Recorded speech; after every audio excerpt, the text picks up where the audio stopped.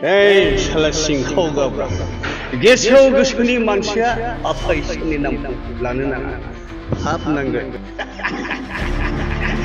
Hey, जोंथि. आं नोंखौ एसेबां बुबाय, एसेबां रायबाय. थेवबो नोङो जेबो दुखु मोनाखै. आं सासे महापापिखौ अनसायनानै लाबाय. नों थारैनो सती जयमती. नों थारैनो सासे मोदायजो. सावो जोंथि सावो. बर' सावथुन नायनो मोजां मोनग्रा रायजो राजाफोरनि थाखाय मोनसे गोजोनथाव रादाब। बर' सावथुन मुलुगनि मुंदांखा प्रडिउसार एक्टर फेस्ला फावगिरि प्रबीण गयारीनि सुजुनानै लिरनाय जिनाहारि सावथुननि शुटिंखौ दिनै कामरुप जिल्लानि रङिया दलाइ गामियाव बेखेवो। बेखेवनाय हाबाफारिखौ मावफुंनानै होयो दलाइ गामिनि समाज सिबियारि धरनीधर बर'आ। प्रबीण गयारीनि प्रडिउस खालामनाय आरो दिथा होनायाव नायस्रां गयारीया केमेरा खेबनायाव जिनाहारि सावथुनाव अलंबार गयारी, हिरामणि बर', प्रबीण गयारी आरो गुबुन गुबुन गोदान गोजा महरगिरिफोरनि फाव खालामनायखौ नुनो मोनगोन। शुटिंनि थावनिखौ रङिया तामुलपुर ओनसोलाव लानाय जागोन आरो नोंथांमोनहा फैगौ सेप्तेम्बर दानाव जिनाहारि आबुं सावथुनखौ नुनो मोनगोन। सावथुन नायनो मोजां मोनग्रा रायजो राजाफोरनि अनसायनाय मोनगोनखौ हास्थायदों प्रबीण गयारीया। दिनैनि शुटिं बेखेवनाय समाव बाहागो लाफादों तामुलपुर जिल्ला बिसानि जाखांफुनाय प्रडिउसार लोक्षिश्री गयारी आरो सालबारि जिल्ला बिसानि आफादगिरि बिजु बसुमतारी बिथांमोनहा। Hey, salah singkau gabra. Gesau gesuni manusia apa isini nampu lana nana. Hap nangga. Hey, जोंथि. आं नोंखौ एसेबां बुबाय, एसेबां रायबाय.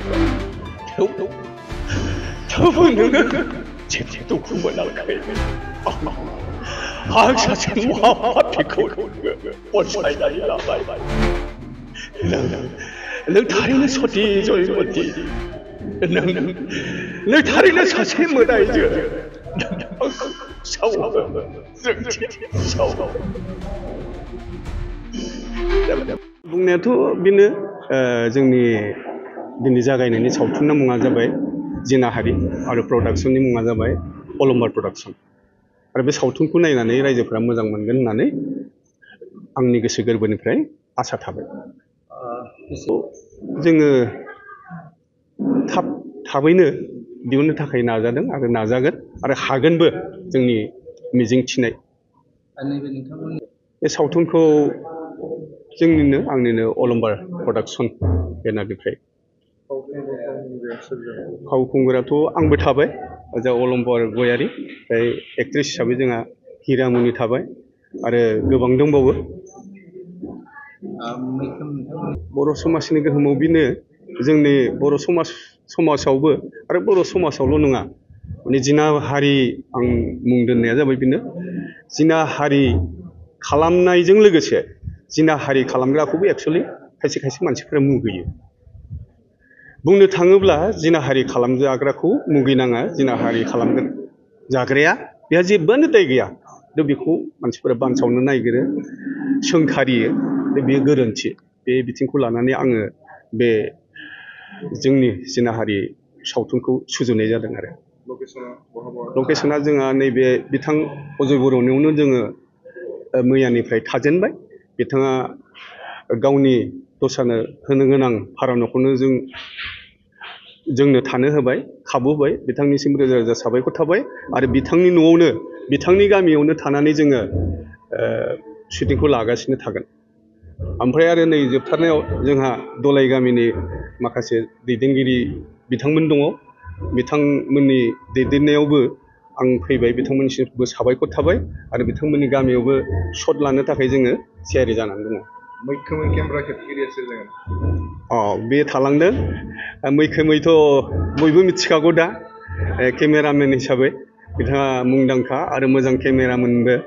एक्सुवेलि बिथोनबो होनो हायो बिथाङा जाबाय जोंनि हालामनिनो नायस्रां गयारी। बिथाङा जोबोद मोजां केमेरामेन, बिथाङा जोंजों लोगोसे थाफागोन। हाबाफारिखौ बेखेवदों जोंनिनो नैबे दलाइ गामि हालामनि बिथाङा सासे ससियेल वार्कार, सामाजिक मानसि, जोबोद मोजां मानसि बिथां धरनीधर बर'आ जोंनि नैबे दिनैनि जागायनाय सावथुननि शुटिंनि हाबाफारियाव बेखेवनानै जोंखौ मदद होबाय। गिबियावनो दिनैनि बे गोथार हाबाफारिखौ आंनि आखाइजों मावफुंनायनि जा खाबु होदों बेनि थाखाय बे बिथां डाइरेक्टर लोगोसे स्क्रिप्ट राइटार प्रबिन गयारी बिथांनिसिम आंनि गोसो गोरबोनिफ्राय साबायखर बावहरग्रोबाय। बिथाङा दिनैनि बे खामानि जा हाबाफारि बेखौ आंखौ मावफुंहोनायनि थाखाय। दा बिथाङा जाबायदि बे दिनैनि जा गोदान सावथुन जिनाहारि बे जिनाहारिखौ लिरनायनि गेजेरजों लोगोसे डाइरेक्सन होनानै जा मोनसे सम्पूर्ण माने मोनसे फुल फ्लेजेड सावथुन हिसाबै महर होनो जा आखायाव लादों बे खामानिया जाहाथे जाफुंसार जायो।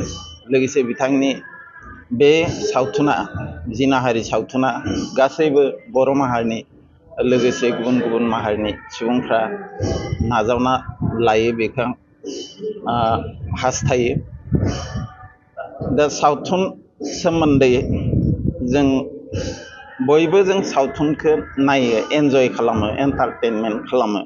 नाथाय बे मोनसे एन्टारटेनमेन्ट खालामनायल' मोनसे मेडिया नङा, बे मोनसे आर्टिस्टिक मोनसे गुन गोनां खामानि। फिल्म प्रडाक्शना सावथुन जा प्रडाक्शन बा फिल्म दिहुननायनि जा खामानि, बे फिल्मा जोंनि कला कुशलनि लोगोसे डाइरेक्टरनि जा क्रिएटिभिटी अर्थात सोरजिलु जा गोहो, बे गोहोखौ बेरखांहोनायाव मोनसे गोहोम खोख्लैयो, मोजां मदद होयो। बेखायनो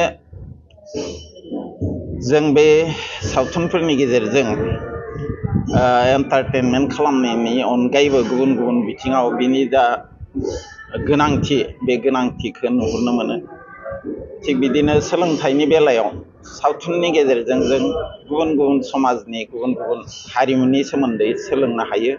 लोगोसे बे हारिमाफोरनि गेजेराव जा खौसेथि इउनिटि बा जा बन्डिं, बे बन्डिंआ सोरजियो। मोनसे गोख्रों समाज दानायाव सावथुनफ्रा जोंखौ मदद खालामो।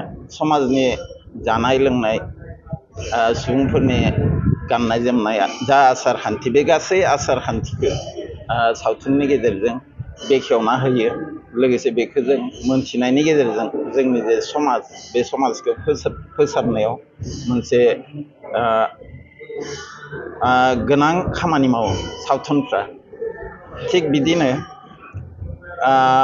जोंनि जा साइन्टिफिक बेलायावबो साइन्सनि सोमोन्दै बा समाजनि गुबुन गुबुन बिथिंनि सोमोन्दै जों बे सावथुनफोरनि गेजेरजों लिरगिरिफोरा, डाइरेक्टरफोरा बेखेवना दिन्थियो, जाय जोंनि थाखाय मोनसे सुबुं माहारि हिसाबै रायजो जानायनि जा मोनसे मोजां लामा, बे लामाखौ दिन्थिनानै होयो आरो समाज जौगानायाव मदद खालामो।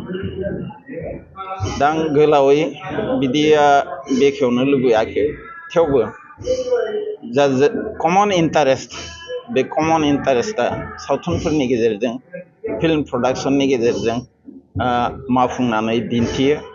आरो जोंनि बे खामानिनि अनगायैबो बे जोंनि मा होनना बुङो सावथुननि बेलायाव सावथुनखौ दिहुननायनि गेजेरजों बेयाव मोनसे इक'नमिक बेनिफिटबो फैयो।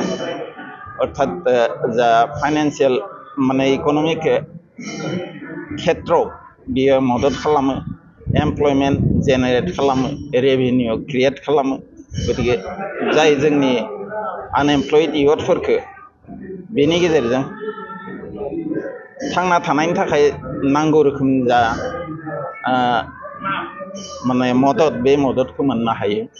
गतिके बे सावथुननि गेजेरजों जोङो हयथ' मानसिफ्रा साननो हायो सावथुना जास्ट एन्टारटेनमेन्टनि थाखायल', बिब्दि नङा बियो समाजनि बिभिन्न बिथिङाव गोबां बिथिङावनो मोजां गोहोम खोख्लैयो आरो मदद होयो आं बुंनांगौआ एसे